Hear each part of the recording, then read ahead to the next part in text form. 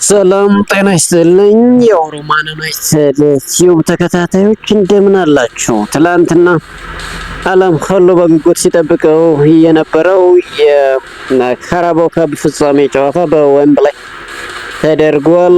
ማንቸስተር ሲቲ ሻምፒዮን መሆን ችሏል።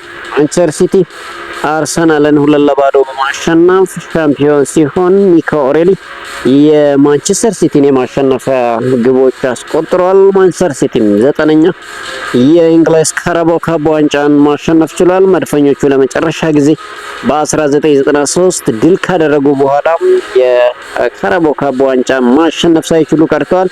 ማንቸስተር ሲቲ በአንጻሩ 9-10 የካራባኦ ካፕ ፍጻሜ ካደረጋቸው ጨዋታዎች 9ኙን ማሸነፍ ችሎ ትላንትና ደስታውን አጣጥሟል።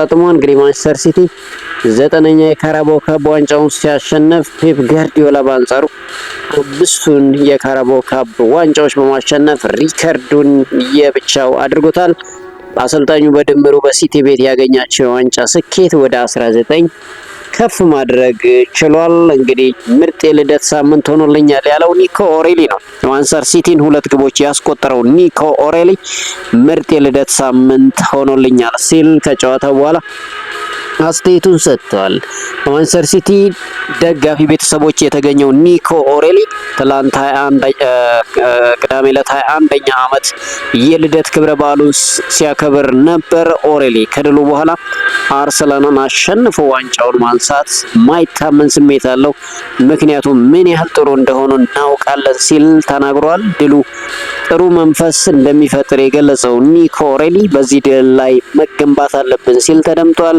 ከጎሎቹ በኋላ ሁሉም ደጋፊ ሲጨፍር ሳይ ለማመን አዳግቶኝ ነበር። ጥሩ ስሜት አለው። ምርጥ የልደት ሳምንት ሆኖልኛል ሲል ተናግሯል። ኦሬሊ ያክሎም ሁሉም ቤተሰቦቼ በስታዲየሙ እንደሚገኙ እና በጣም መደሰታቸውን ተመልክቻለሁ ሲል ተናግሯል። ይህ ቅጽበት ለእኔ ትልቁ ትርጉም ያለው ነው ያለው ትራፎርድ ነው። የማንቸስተር ሲቲው ግብ ጠባቂ ጄምስ ትራፎርድ ጠንካራ የግብ ሙከራዎችን በማዳን ቡድኑን በመርዳቱ መደሰቱ ተገልጿል። በተለይ በመጀመሪያው አጋማሽ 3 ጊዜ መተውበት ያዳነው ኳስ በጣም አስገራሚ ነበር። ምናልባት ይህ ኳስ ወደ ጎል ተቀይሮ ቢሆን ጨዋታው ሌላ መልክ ይይዝ ነበር። ይህ ግብ ጠባቂ እንግዲህ 3 ጊዜም ያንን ኳስ በመመለስ ቡድኑ ጎል ሳይቆጠርበት እንዲወጣ አግዟል። ይሄ በመሆኑ በጣም ደስተኛ ነኝ ሲል ተናግሯል። እዚህ ያለሁት የራሴን አስተዋጽኦ ለማድረግ ነው። ይህ ቅጽበት ለእኔ ትልቅ ትርጉም አለው ሲል ጄምስ ትራፎርድ ተናግሯል። ከዓመታት በፊት ቶተናምን ስናሸንፍ ቁጥር 3 ወይም 4 ግብ ጠባቂ ነበርኩ። አንድ ቀን እንደማደርገው አስብ ነበር ሲል ጄምስ ትራፎርድ ተናግሯል። እንግዲህ ጄምስ ትራፎርድ በእግር ኳስ ሕይወቱ የመጀመሪያ ዋንጫ ነው ማሸነፍ የቻለው። በጣም ያሳዝናል ያለው ማይክል አርቴታ ነው። የመድፈኞቹ ዋና አሰልጣኝ ማይክል አርቴታ የፍጻሜ ጨዋታ ሽንፈቱን በጣም አሳዛኝ ነው ሲሉ ገልጸውታል። ማይክል አርቴታ ሲናገሩም በጣም ያሳዝናል ያሉ ሲሆን ለመቀበልም በጣም ከባድ ነው ሲል ብስጭቱን ገልጿል። ይህ ውድድር ለደጋፊዎቹ ምን ያህል አስፈላጊ እንደሆነ እናውቃለን፣ ለእነሱ በጣም አዝኛለሁ ሲል ማይክል አርቴታ ጨምሮ ተናግሯል። እንግዲህ ለማንቸስተር ሲቲ እንኳን ደስ አላችሁ ያለው አርቴታ አሁን ይህን ብስጭት በመጨረሻ ወራት አስደናቂ ጊዜ ለማሳለፍ ለመጠቀም መዘጋጀት አለብን ሲል ተናግሯል። ስለ ኬፓ አሪዛባላጋ የተጠየቀው ማይክል አርቴታ ስህተት የእግር ኳስ አንዱ አካል ነው ሲል ምላሽ ሰጥቷል። በሌላ በኩል አሰልጣኙ ኤብሬቺ ኢዜ በጉዳት የእንግሊዝ ብሔራዊ ቡድን እንደማይቀላቀል አሳውቋል። እንግዲህ ኤብሬቺ ኢዜ በስታዲየም ተገኝቶ ኳሱን ጨዋታውን ሲከታተልና ፊቱ ላይ ምንም አይነት ደስታ ሳይታይ መጨረሱ ይታወሳል። እንግዲህ ተጫዋች ጉዳት እንዳጋጠሙና ረዘም ላለ ጊዜ እንደሚቆይ የሚያሳብቅ አስተያየት ፔፕ ጋርዲዮላ ማይክል አርቴታ ሰጥተዋል። እንግዲህ ማይክል አርቴታ ጨዋታውን በገዛ እጃቸው የተሸነፉ ይመስላል። ያን ያህል አጥቅተው ለመጫወት ፍላጎቱ ያላቸው አይመስልም። እንግዲህ ወደ ኋላ አፈግፍገው ሲከላከሉ ነበር ለረጅም ጊዜ። ማንቸስተር ሲቲ ምንም እንኳን በመጀመሪያው አጋማሽ አንድም ቀጥተኛ ወደ ጎል ሙከራ ባያደርግም በጨዋታ ብልጫም የተሻለ ነበር።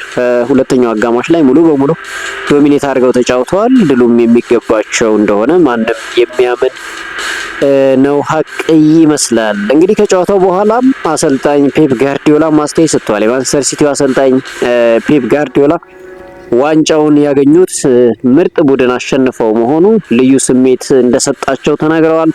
አርቴታ ፍጹም ለማሸነፍ የሚከብድ ቡድን ገንብቷል ሲሉ ያደነቁት ጋርዲዮላ አርሰናል ከሙኒክ እና ከባርሳ ቀጥሎ የአውሮፓ ምርጡ ክለብ ነው ሲል ተናግሯል። አክለውም በመጀመሪያ ደቂቃ መተንፈሻ ሳጥተው ነበር፣ በኋላ መጫወት ጀምረናል፣ ግን ደስተኛ ነኝ ሲል ፔፕ ጋርዲዮላ ተናግሯል። አርሰናል ማሸነፍ የሊግ ካፕ ዋንጫውን የተለየ አድርጎታል ሲል ፔፕ ጋርዲዮላ እንግዲህ ተናግሯል። ስለ ደስታ አገላለጻቸው የተጠየቁት ፔፕ ጋርዲዮላ እኔም ደስታዬን እገልጻለሁ፣ ኤአይ አይደለሁም ሰው ነኝ ሲሉ ፔፕ ጋርዲዮላ እንግዲህ መልሰዋል። ፔፕ ጋርዲዮላ እንግዲህ በማንቸስተር ሲቲ ቆይታቸው 19 ዋንጫዎችን ሲያነሱ በእንግሊዝ ፕሪሚየር ሊግ ብቻ 6 ዋንጫውን አንስተዋል።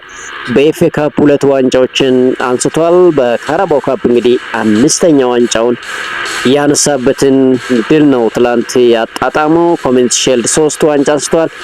አንድ የአውሮፓ ቻምፒየንስ ሊግ፣ አንድ ሱፐር ካፕ እንዲሁም የዓለም ወርልድ ካፕ አንድ ዋንጫ ከሲቲ ጋር አንስቷል። ፔፕ ጋርዲዮላ እንግዲህ 5 የካራባው ካፕ ዋንጫዎችን በማንሳት በነ ሰር አሌክስ ፈርጉሰን፣ ጆዜ ሞሪኖ በጆዜ ሞሪኖ እንዲሁም ብሪያን ክላፍ የተያዘውን 4-4 አብሮ የያዘውን 4-4 ዋንጫ በአንድ አሻሽሎት እንግዲህ 5 ዋንጫዎችን ስላገኘ መሪ መሆን ችሏል። ፈርጉሰን፣ ጆዜ ሞሪኖ፣ ፓፕሳሊ እንዲሁም ጆርጅ ግራም ጀምሮ 4-4-4 እና 3-3 ዋንጫዎችን ያነሱ አሰልጣኞች ናቸው። ፔፕ ጋርዲዮላ እንግዲህ ታሪክ የሰራበትን ቀን አሳልፈዋል ማለት እንችላለን። እንግዲህ በዚህ ጨዋታ ያው አሰልጣኝ አርቴታ በዌምብሌይ እንግዲህ ለመጀመሪያ ጊዜ የተሸነፈበትን ቀን ለማሳለፍ ተገዷል። ኒኮ ኦሬሊ እንግዲህ ትክክለኛው የሉክ ሾው ተተኪ እንደሆነ እያሳየ ይገኛል። ኒኮ ኦሬሊ እንግዲህ ከዚህ በኋላ ምናልባት ለረጅም ጊዜ በኋላ የሉክ ሾውን አልጋ ወራሽ ሆኖ እንደሚያገለግል ምንም ጥርጥር የለውም።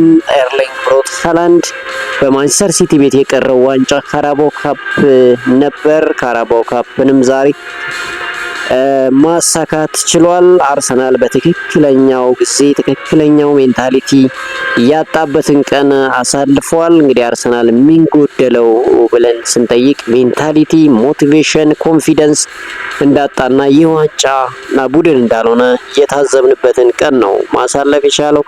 አርሰናሎች ፍራቻ አድሮባቸው እንደገቡና በተለይ በሁለተኛው አጋማሽ የበለጠ ምን አስበው ራሱ እንደገቡ የማይታወቅበት አውድ ነው ሲያሳለፉት። ይሄ ማለት አርሰናሎች የዋንጫ ሜንታሊቲ እንዳጡና ሞቲቬሽን እንደጎደላቸው በደንብ ያሳብቅባቸዋል። እንግዲህ የአርሰናሎች ለዋንጫ ልምድ ያለው ተጫዋች አሁንም እንደሚያስፈልጋቸው ያሳዩበትን ቀን ነው ማሳለፍ የቻሉት። አብዛኞቹ ተጫዋቾች ከዊሊያም ሳሊባ በስተቀር ሁሉም በጣም የወረደ ሬቲንግ ነው የተሰጣቸው። ዊሊያም ሳሊባ 7.4 የተሰጠው ሲሆን ቪክተር ዮኬሬሽ 4.9 ብቻ ተሰጥቶታል። በማንቸስተር ሲቲ ቦታ አንጻሩ ጀርሚ ዶኩ 7.1፣ ሪያን ቼርኪ 7.3፣ እንዲሁም አንቷን ሴሜኞ 7.3፣ ሮደሪ 7.9፣ ዴቪድ ሲልቫ 6.8፣ ኦሬሊ 8.6፣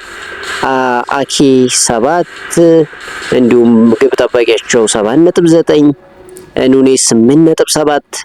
በጣም አስደናቂ ሬቲንግ ነው የተሰጣቸው። የማንቸስተር ሲቲ ተጫዋቾች ይገባቸዋል ያስብላል። ምክንያቱም በጣም እየተጫወቱ የነበሩት እነሱ ናቸው እንጂ አርሰናሎች በጣም በፍራቻ ውስጥ ሆነው እየተንቀሳቀሱ እንዳለ ይሄ ማንም የሚያምነው ጉዳይ ነው። ኢቨን በመጀመሪያው አጋማሽ ራሱ ማንቸስተር ሲቲ 60% የኳስ ቁጥጥር እንደነበረው ነው የታዘብነው፣ ምንም እንኳን ወደ ጎል የሆነች ኳስ ባይሞክርም ማለት። ስለዚህ አርሰናሎች አሁንም የሜንታሊቲ ችግር እንዳለባቸው ያየንበትን ጨዋታ ነው ማሳለፍ እየተገደዱት። ሌላው እንግዲህ ትላንትና በእንግሊዝ ፕሪሚየር ሊግም ጨዋታዎች ተደርገዋል። በተለይ የቶትናም ጉዳይ አሁንም አስቸጋሪ ሆኗል። ቶትናም ተሸንፏል። አስቶን ቪላ አሸንፎ ከማንቸስተር ዩናይትድ ጋር ያለውን ልዩነት ያጠበበበትን ውጤት አስመዝግቧል። ቶትናሞች እንግዲህ በኖቲንጋም ፎረስት ተሸንፈዋል። ኖቲንጋም ፎረስት ቶትናምን 3-0 ሲያሸንፍ እንግዲህ ጊብስ ዋይት እንዲሁም አዮኒ እና ኢጎር ጄሱስ 3 ጎሎች አስቆጥረዋል። ኖቲንጋም ፎረስት ቶትናም በሜዳው በማሸነፍ 2 ነጥብ በልጦት መቀመጥ ችሏል። ከወራጅ ቀጠናው በ1 ነጥብ ርቆ የሚገኘው ቶትናም ከፍተኛ የመውረድ ስጋት ውስጥ ተጋልጦበታል። አሰልጣኙ እመኑ ዘንድሮ አንወርድም ቢሉም አሁን ላይ ቶትናም አስቸጋሪ ሁኔታ ላይ እንዳለ ግን የሚያሳብቅበትን ውጤት ትላንትና አስመዝግቧል። ቶትናም ያለፉትን 13 የፕሪሚየር ሊግ ጨዋታዎች ማሸነፍ አልቻለም። ቶትናም በውድድር ዓመቱ 15ኛ የፕሪሚየር ሊግ ሽንፈት ሆኖ ተመዝግቦለታል። በሌላ ጨዋታ አስቶን ቪላ ዌስትሃምን 2-0 በማሸነፍ ከማንቸስተር ዩናይትድ ጋር ያለውን የነጥብ ልዩነት ወደ 1 አጥብቆ 4ኛ ደረጃ ላይ መቀመጥ ችሏል። ኖቲንጋም ፎረስት 32 ነጥብ ይዞ 16ኛ ሲቀመጥ ቶትናም በ30 ነጥብ 17ኛ ላይ ተቀምጧል። እንግዲህ አስቸጋሪ ነው። ከዌስትሃም ዩናይትድ በ1 ነጥብ ብቻ ነው ከፍ ብሎ የሚገኘው። ዌስትሃም ዩናይትድ ከቶትናም የተሻለ እንደውም የመነሳሳት ውስጥ እንዳለ ነው። ትንሽ ያገኛቸው ቡድኖች ከባድ መሆኑ እንጂ ምናልባት የሚያሸንፍበት እድል ካለ የሚሻሻልበት እድል ያለው እንደውም ቶትናም ይልቅ ዌስትሃምን ይመስላል። ሰንደርላንድም ጣፋጭ ድል አስመዝግቧል። ሰንደርላንድ ኒውካስል ዩናይትድን 2-1 በሆነ ውጤት ማሸነፍ ችሏል። የሰንደርላንድን የማሸነፊያ ግቦች ብሮቤይ እንዲሁም ታልቢ ሲያስቆጥሩ አንቶኒ ጎርደን ለኒውካስል የማስተዛዘኛ ጎሏን ከመረብ አሳርፏል። ሰንደርላንድ በዚህ ዓመት በሊጉ ያደረጋቸውን ሁለቱንም ታይዋን ዊር ደርቢ ጨዋታዎች በድል አጠናቋል። እንግዲህ ሰንደርላንድ አሁን ላይ በሊጉ ከኒውካስል ዩናይትድ ያደረጋቸውን ያለፉትን 11 ጨዋታዎችን ሳይሸነፍ ተጉዟል። ሰንደርላንድ እና ኒውካስል ዩናይትድ እንግዲህ በ1 ነጥብ ተበላልጠው 11ኛ እና 12ኛ ላይ ተቀምጠዋል። ሰንደርላንድ በ43 ነጥብ 11ኛ ላይ ሲቀመጥ ኒውካስል ዩናይትድ በአንጻሩ 42 ነጥብ ሰብስቦ 12ኛ ላይ ለመቀመጥ ተገዷል። ሌላው እንግዲህ በጣሊያን ሴሪያ የሲስክ ፋብሪጋሱ ኮሞ በጣም አስገራሚ እየሆነ ነው። እንግዲህ በአሰልጣኝ ሴስክ ፋብሪጋስ የሚመራው ኮሞ ከፒዛ ጋር ያደረገውን የሊግ ጨዋታ 5-0 በሆነ ሰፊ ውጤት ማሸነፍ ነው የቻለው። ዲያው ዶቪካስ፣ ባቱሪና እንዲሁ ፓዝ እና ፔሮን አንዳንድ ጎሎች አስቆጥረው 5-0 በማሸነፍ እንግዲህ ጣፋጭ ድል አስመዝግቧል።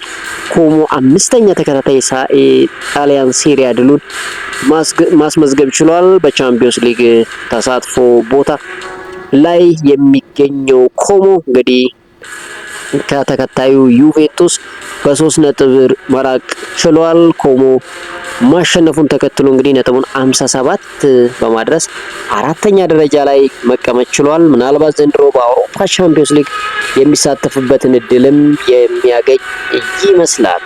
ሌላው እንግዲህ ትላንትና በጣሊያን ሴሪያ ሲጠበቅ የነበረው የኢንተር ሚላን ከፊዮሬንቲና ያደረጉት የምሽት 4:45 ጨዋታ ነበረ። እንግዲህ ኢንተር ሚላን ቢያሸንፍ ከተከታዩ ያለውን የነጥብ ልዩነት የሚያሰፋበትን ድል ይዞ ነበር ወደ ሜዳ የገባው። ነገር ግን 1-1 በሆነ አቻ ውጤት እንዲጠናቀቅ ግድ ሆኗል። ሮማ ከሊስ ያደረገውን 1-0 አሸንፏል። ቦሎኛ በላዚዮ 2-0 ተሸንፏል። አትላንታ ከቬሮና ጋር ያደረገውን ጨዋታ አንድ ለባዶ በሆነ ውጤት አሸንፏል። እንግዲህ ኢንተር ሚላን ነጥብ መጣሉን ተከትሎ ከኤስ ሚላን ያለው የነጥብ ልዩነት 6 ሆኗል። እንግዲህ ኢንተር ሚላን በ69 ነጥብ እየመራ ይገኛል። ሚላን በ63 ይከተላል። ናፖሊ በ62 ነጥብ ሶስተኛ ነው። ኮሞ 57 ነጥብ ሰብስቦ አራተኛ ደረጃ ላይ ሲገኝ ጁቬንቱስ እና ሮማ በተመሳሳይ 54 ነጥብ ይዘው አምስተኛና ስድስተኛ ላይ በጎል ክፍያ ተበላልጠው ይገኛሉ። ሌላው አትላንታ እንግዲህ በ50 ነጥብ ሰባተኛ ደረጃ ላይ ለመቀመጥ ተገዷል። የጣሊያን ሴሪያ ደረጃ ሰንጠረዥ ይሄንን ይመስላል። ወደ ስፔን ላሊጋ መርሃ ግብር ስናልፍ ትላንትና ሎስ ብላንኮቹ ድል አድርገዋል። የማድሪድ ደርቢ እንግዲህ ሲጠበቅ ነበር። የማድሪድ ደርቢን ሎስ ብላንኮቹ ድል አድርገዋል። ሪያል ማድሪድ ከአትሌቲኮ ማድሪድ ያደረገው የማድሪድ ደርቢ ጨዋታ 3-2 በሆነ ውጤት ተጠናቋል። የሎስ ብላንኮችን የማሸነፊያ ግቦች ቪኒሲየስ ጁኒየር 2 ጎሎችን ሲያስቆጥር ፌዴ ቫልቬርዴ ቀሪዋን 1 ጎል አስቆጥረዋል። አትሌቲኮ ማድሪድ አዲሞላ ሉክማን ቀዳሚ የሆኑበትን ኳስ ከመረብ አሳርፎ ነበር። ከዛ ሪያል ማድሪዶች እንግዲህ ከኋላ ተነስተው ማሸነፍ ችለዋል። ሌላው ሞሊናም ጎል አስቆጥሯል። በድምሩ እንግዲህ 3-2 በሆነ ውጤት የማድሪድ ደርቢ ተጠናቋል። ቪኒሲየስ ጁኒየር እንግዲህ በ2026 ከገባ ወዲህ 12ኛ ጎሉን ማስቆጠር ችሏል። በጨዋታው የሪያል ማድሪድ ተጫዋች ፌዴ ቫልቬርዴ ቀይ ካርድ ተመልክቷል። ሪያል ማድሪድ ማሸነፉን ተከትሎ እንግዲህ ሁለተኛ ደረጃን በ69 ነጥብ አጠናክሮ ቀጥሏል። አትሌቲኮ ማድሪድ በ10 ነጥብ ዝቅ ብሎ አራተኛ ደረጃ ላይ ተቀምጦ ይገኛል። ቀጣይ እንግዲህ ሪያል ማድሪድ ከማዮርካ፣ አትሌቲኮ ማድሪድ ከባርሴሎና የሚያደርጉት ጨዋታ ተጠባቂ ነው። እንግዲህ ባርሴሎና ከአትሌቲኮ ማድሪድ ዘንድሮ በተደጋጋሚ እንዲገኙ ግድ ሆኗል። በላሊጋው 2 ጊዜ ይገናኛሉ። በኮፓ ዴላሬ 2 ጊዜ ተገናኝተዋል። በአውሮፓ ቻምፒዮንስ ሊግ ደግሞ ሌላ የሚገናኙበት አውድም ተፈጥሯል። እንግዲህ አስገራሚ አመት እንደሚሆን ለሁለቱ ክለቦች ይጠበቃል። እንግሊዛዊ ተከላካይ አሌክሳንደር አርኖልድ በትላንቱ የሪያል ማድሪድ ጨዋታ ተጠባባቂ ወንበር ላይ ተቀምጧል። አሌክሳንደር አርኖልድ ትላንት ተጠባባቂ ሆነው ወደ ልምምድ አርፍዶ መምጣቱን ተከትሎ ቅጣት ተጥሎበት መሆኑ ተገልጿል። እንግዲህ አሰልጣኝ አርቢ ልዋ ተጫዋቾች አርፍዶ የሚመጡ ከሆነ ቅጣት እንደሚጠብቃቸው ከአሁን ፊት መገለጹ ይታወቃል። አሌክሳንደር አርኖልድ አሁን ላይ ወደ አቋሙ እየተመለሰ ይገኛል ከጉዳት ነፃ ሆኖ። ነገር ግን ትላንትና ተጠባባቂ ወንበር እንዲሆን የተገደደው በማርፈድ ምክንያት መሆኑ ተነግሯል። አርኖልድ ባለፈው ሳምንት በኤልቼ ሊግ ጨዋታ እረፍት ሰጥቶት እንደነበር ይታወሳል። ከተሰጠው እረፍት በኋላ እንግዲህ አሌክሳንደር አርኖልድ የማንቸስተር ሲቲ ጨዋታ ቋሚ አሰላለፍ ተካቶ ግልጋሎት ሰጥቷል። ነገር ግን ትላንትና በመቀመጫ ወንበር ላይ እንዲጀምር ተገዷል አርፍዶ በመምጣቱ። ሌላው ቀደም ብሎ የተጫወተው ባርሴሎና ነው። እንግዲህ ባርሴሎናም ትላንትና ድል አድርጓል። ባርሴሎና 1-0 ነው ያሸነፈው። 1-0 ሲያሸንፍ እንግዲህ የማሸነፊያዋን ግብ ያስቆጠረላቸው ተከላካያቸው ነው።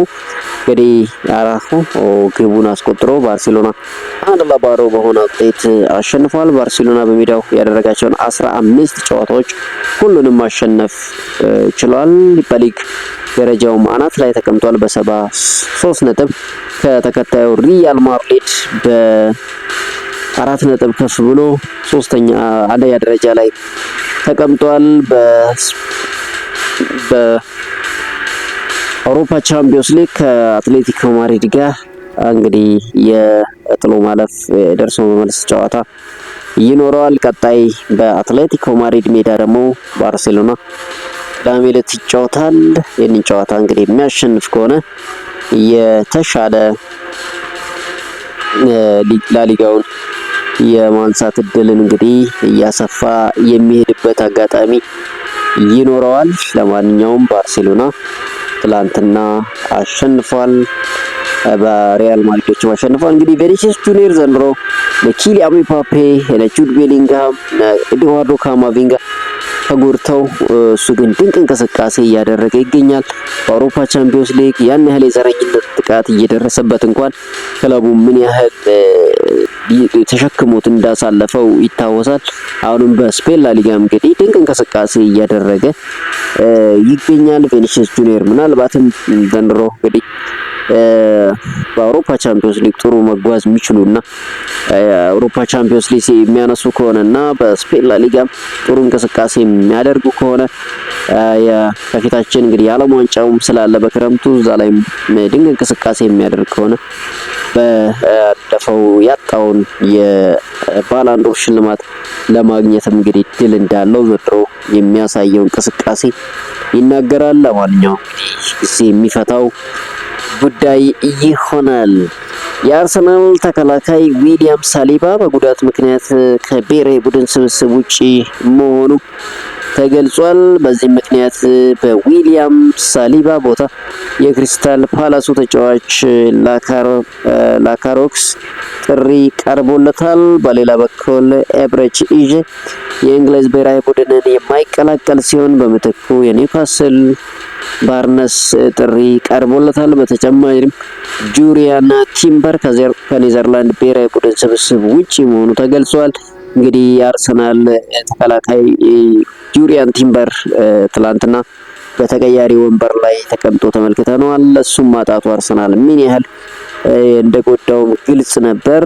እንግዲህ ጁሪያን ቲምበር፣ ኤብረች ኢዜ፣ ዊሊያም ሳሊባ በጉዳት ምክንያት ቀጣዩ ለሀገራቸው የሚያደርጉት የኔሽናል ጨዋታ እንደሚያመልጣቸውን እየተነገረ ይገኛል። አርሰናሎች እንግዲህ የአራት ዋንጫ ጉዟቸው ትላንትና ተገቷል። አሁን ለሶስት ዋንጫ የሚያደርጉት እንቅስቃሴን አጠናክረው ይቀጥላሉ ተብሎ ይጠበቃል። ታዲያ ይህንሱንም እንግዲህ ለማድረግ የተጫዋቾቻቸው የነቃ ተሳትፎ ያስፈልጋቸዋል። ስለዚህ ንጹህ የሆነ ከጉዳት የጸዳ ኢንቫይሮንመንት ያስፈልጋል። ነገር ግን ከወዲሁ በጉዳት ምክንያት በተከታታይ ተከላካይ ስፍራ ተጫዋቾቻቸው እየሳሳ ይገኛል።